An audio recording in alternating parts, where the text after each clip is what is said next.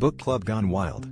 Last month, my cousin Jenna decided to start a book club, which sounded wholesome enough, except she managed to rope in me, my brother, her roommate Becky, who only reads the backs of cereal boxes, and my uncle Greg, who once read a whole Wikipedia article about cheese and now considers himself well-read. The first meeting was supposed to be about a mystery novel called Crimson Twilight which, to my knowledge, none of us had actually read, except for Becky, who claimed she'd skimmed the gist from Goodreads reviews, which, in retrospect, was just the first 3 words of the blurb. Jenna kicked things off with, "So, what did everyone think of the protagonist's journey?" My brother, ever the improviser, nodded sagely and said, "Frankly, I thought the twist with the time-traveling hamster was bold." Becky jumped in, "And the love triangle between the detective, the barista, and the sentient umbrella? Chef's kiss." Uncle Greg, not to be outdone, insisted the real villain was the existential dread of Tuesday afternoons, which, honestly, felt a little too real.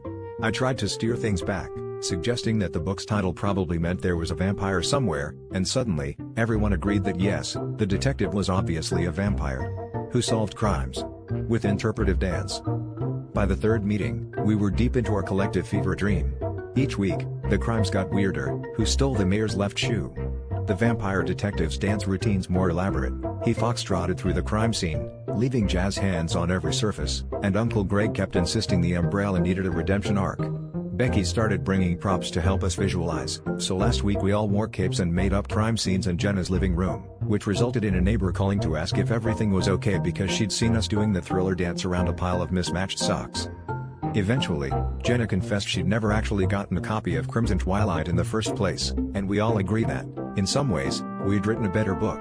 At the very least, ours had a far more interesting cover: a vampire in tap shoes, holding a magnifying glass, with the tagline, "Case closed, jazz hands open."